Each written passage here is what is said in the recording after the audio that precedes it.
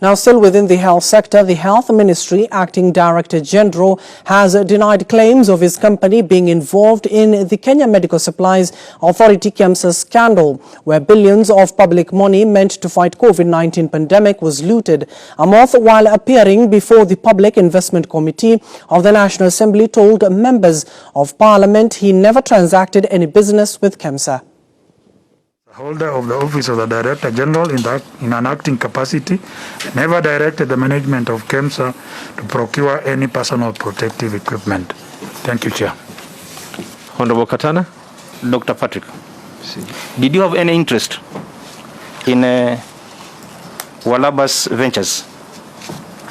Chair, I never had any interest in any particular company, but very many people came to my office at the onset of the pandemic, asking about procurement of personal protective equipment and other ancillary commodities, and I rightfully directed them to Kemsa as our procurement agency.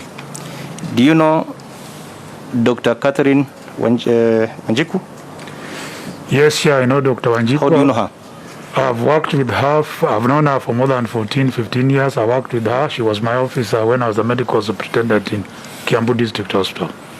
You have no interest in Walaba's ventures? No interest whatsoever. I'm not a director. I'm not a shareholder. No interest whatsoever. Do you have interest in Rock's ventures too? No interest. I don't even know that particular firm.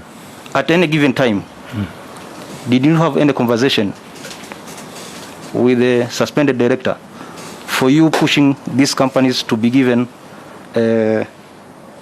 commitment letters for them to supply COVID-19 equipment? I had lots of conversation with the former CEO of Kemsa regarding the state of commodities, because it's a question that would arise each and every day during our press release.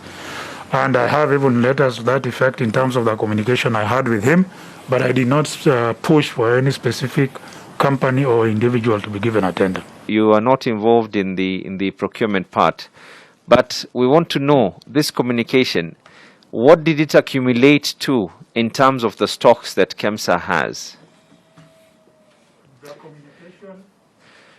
Chair, the communication was just to be able to understand what stocks Kemsa had in place and the projections going forward of what would require. And Kemsa submitted that information to me. I have this information through an email communication from both the CEO and the commercial director of Kemsa. And that is when Kemsa was stating the stocks that they had in place.